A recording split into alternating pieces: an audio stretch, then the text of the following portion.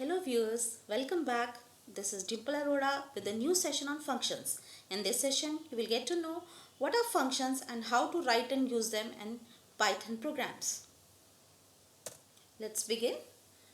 So we'll learn what is a function, what is the need of function, defining a function, key points for writing a function and calling a function. So to begin with, what is a function? A function is simply a named part of a program comprised of a set of statements and can be invoked or called by its name from other part of the programs. Why do we need functions actually? First we need to understand that. So if we write a small code of few lines, it's easy to find errors but what happens when the complexity increases or the code exceeds to 100 or thousands or lakhs of lines?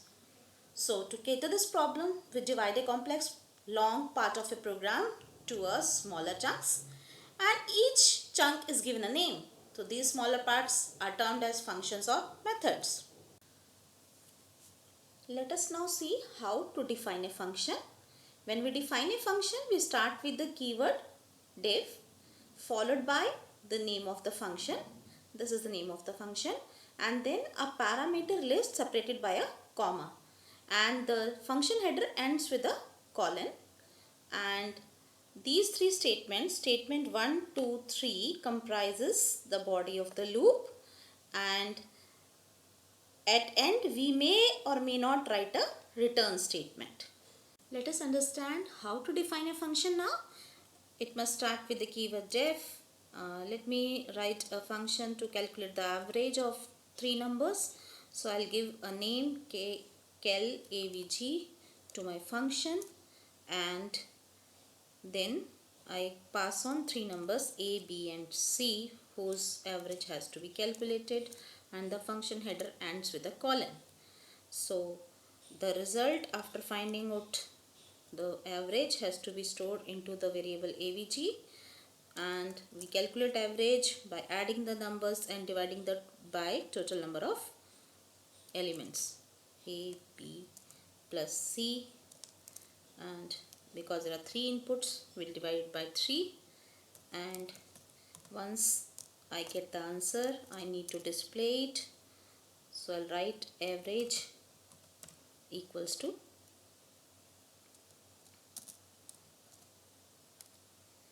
avg. So these two functions avg is equal to a plus b plus c are indented, and the print statement is indented, which shows that these are the part of the function cal average. Now to come back, we'll move on to the main section of the program. This is main section of the program, and we will write statements to execute this by invoking it by writing its name. So if I'll write kel avg, forgot to put a bracket over here. So kel avg will save execute. Okay, you need to provide the arguments 56, 89, 70.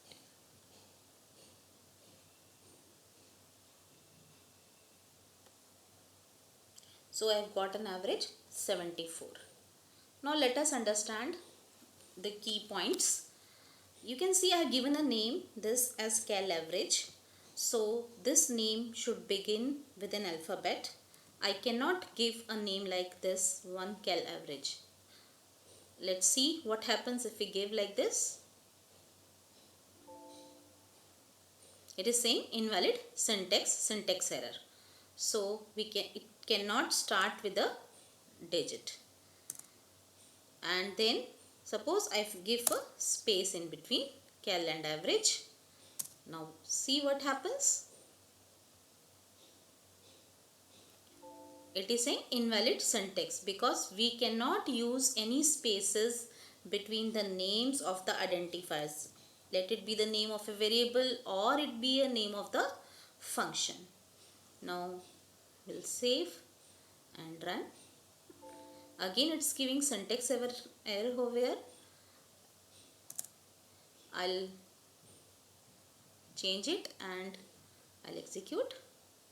Still it's giving name cal avg is not defined, because whatever the name you give while defining a function, the same should be used to invoke it. So I need to put a underscore over here also. You cannot use any character except any special character like dollar, hash or other symbols to have in between the spaces between these two.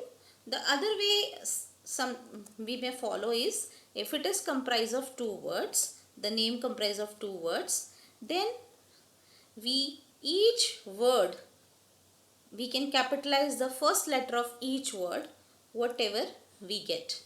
So this is also one convention which we can use. So we are getting the answer. Now let us understand the role of return statement,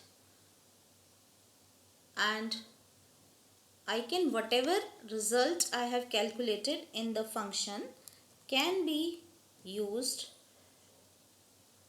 to return it to the calling function.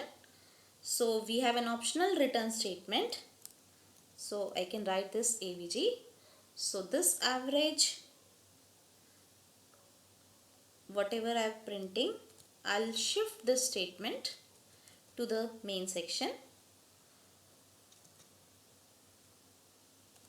But in the main section, I need to take a variable b and assign it the value whatever I receive from the diff function, and as I am storing it in a variable v, I need to write b over here. So this statement you can understand it as, it is same as writing b equals to avg. Whatever avg calculate over here will be assigned to this variable b. So main section giving inputs 56, 89 and 77 to corresponding a, b, c variables. The function cal average is calculating the average, storing the result in this avg and then returning it to the main section, and which gets stored in this variable b. So when we print b, it is giving the average which is calculated by the function cal average. So save and run. So we are getting the average. Just now we have seen we need to invoke a function explicitly by writing the function name. So, but we must be careful whether a function needs an argument or not. So if a function does not need an argument, we simply write the function name followed by these parentheses. These parentheses are must whether you are passing an argument or not.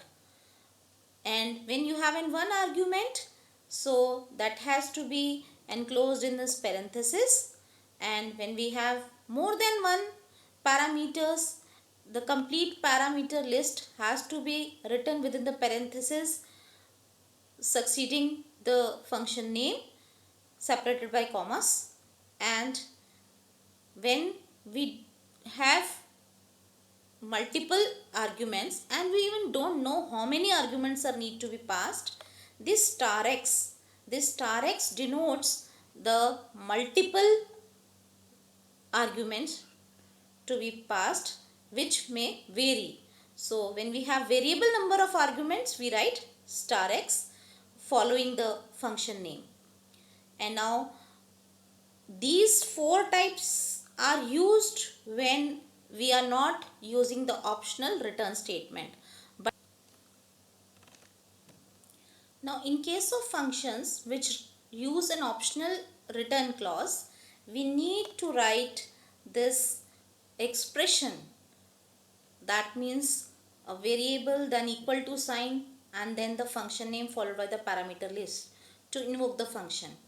So whatever is the result is calculated by this function will be stored in the result and which can be used further to be displayed in a program.